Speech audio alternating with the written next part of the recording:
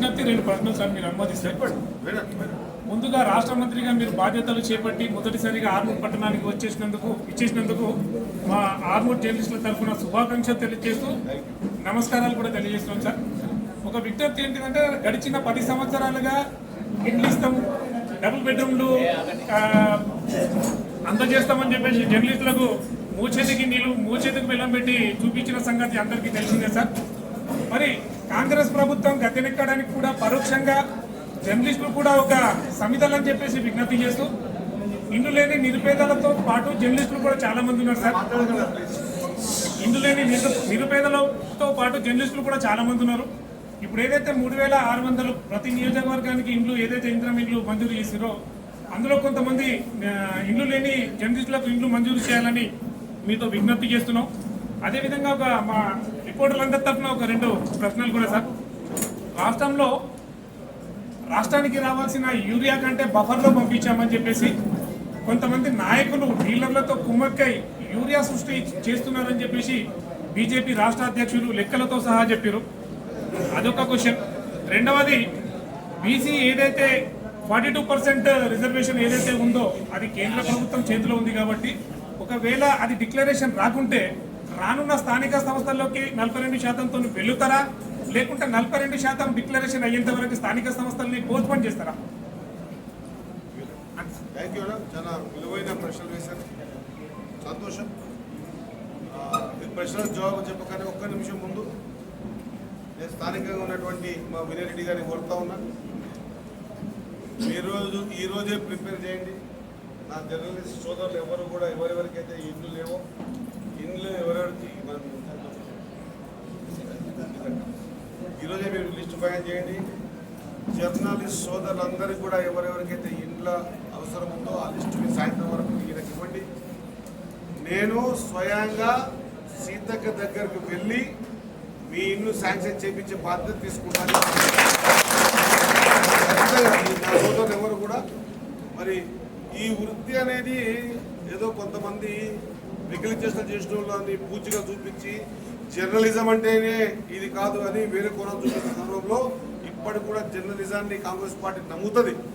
అది లేకుంటే ప్రపంచమే లేదు. ఈరోజు మా ఆలోచన విధానాన్ని ప్రపంచానికి తెలిపేదే మీరు కాబట్టి మీరనే ఈ ప్రశ్నని స్వీకరిస్తా ఉన్నా. ఈరోజే నా సోదరునికి వినయ్ రెడ్డి గారు చెప్తా ఉన్నా, ఒక మంత్రిగా చెప్తా ఉన్నా, మీరు లిస్ట్ తయారు చేసి ఆ ప్రియారిటీ బేస్ ఏవైతే కండిషన్స్ మేము ఇచ్చామో ఆ కండిషన్స్ ఎవరెవరు ఎన్ని కానీ మళ్ళా చెప్తున్నా, మీడియాలో చెప్తున్నా, మా మీడియా మిత్రులకు ఎన్ని ఎలిజిబిలిటీ ఉంటే అన్ని స్వయాన నేనే దగ్గర ఇప్పించే బాధ్యత తీసుకుంటా.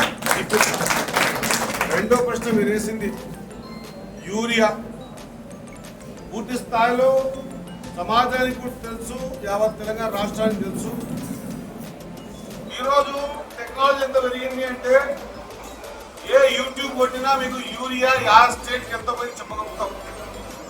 మరి ఎందుకు మన తెలంగాణకు తక్కువ వచ్చింది, పక్కన ఆంధ్రప్రదేశ్కి ఎందుకు వచ్చిందో మనం ప్రశ్నించుకోవాల్సిన అవసరం ఉన్నది. రెండోది, మన పంట పోయిన సంవత్సరం కంటే ఈసారి పంట ఎంత పెరిగింది. ఒకవేళ నిజంగా కూడా సెంట్రల్ గవర్నమెంట్ ఒకవేళ యూరియా ఇస్తే ఏవైనా స్టేట్ గవర్నమెంట్ దాని ఏమైనా దాపెట్టిందా, అదేమైనా చక్కెరన దాపెట్టుకుని కుక్కడానికి అర్థమండి మాట్లాడాలి. ఈరోజు రైతులంతా ఇబ్బంది పడతా ఉన్నారు.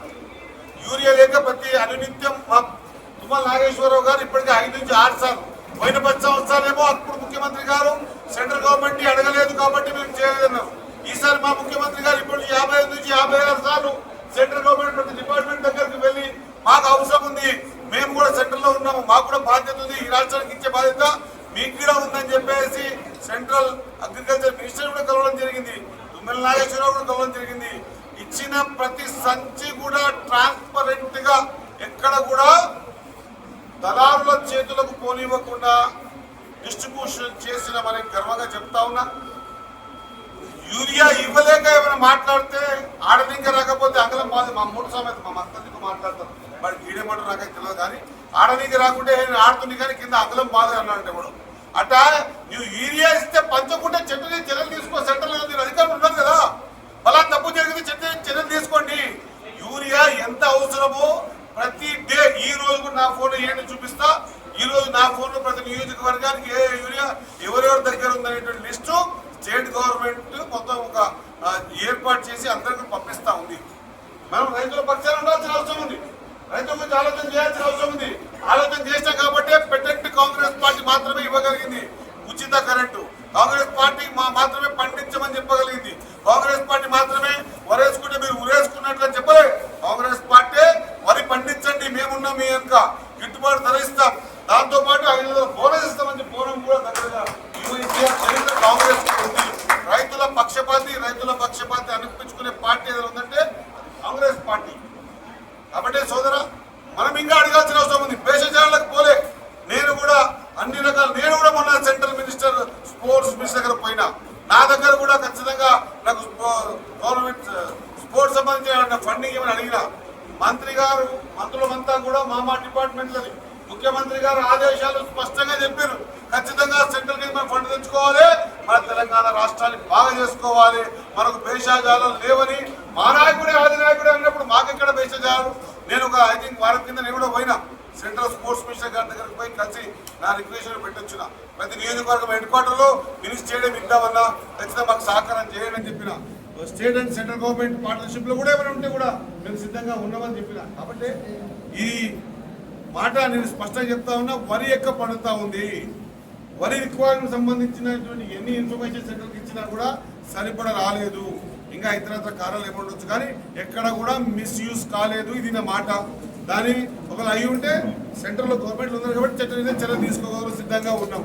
రెండో మాట మీరు అడిగారు, రిజర్వేషన్ 42%. చాలా మంచి ప్రశ్న సోదరా. ఈరోజు బీసీలకు సంబంధించినటువంటి కులగణన చేసిన తర్వాత ప్రతి బీసీ బిడ్డ కూడా ఎంపెరికల్ డాటా ప్రకారంగా మేము ఇంత ఉన్నామా అని ఈరోజు ముక్కున ఏలు వేసుకునే పరిస్థితి. సైంటిఫిక్ గా మా దగ్గర ఈరోజు ఎంతమంది ఉన్నారు బీసీలలో ఉన్నటువంటి 93 కులాలలో ఎవరెవరు ఎంతెంత నిష్పత్తిలో ఉన్నారు మా దగ్గర ఎంపెరికల్ డాటా ఉంది. ఆ డాటా బేస్ చేసుకొని ఈరోజు ఏ రాష్ట్రమైనా, నాట్ ఓన్లీ తెలంగాణ, ఏ రాష్ట్రమైనా వాళ్ళ రాష్ట్రంలో బీసీలకు కానీ ఇంకా ఇతర రిజర్వేషన్స్ పెంచాలంటే ఎంపారికల్ డాటా ద్వారా ఆ డాటాను సెంట్రల్ పంపించాల్సిందే.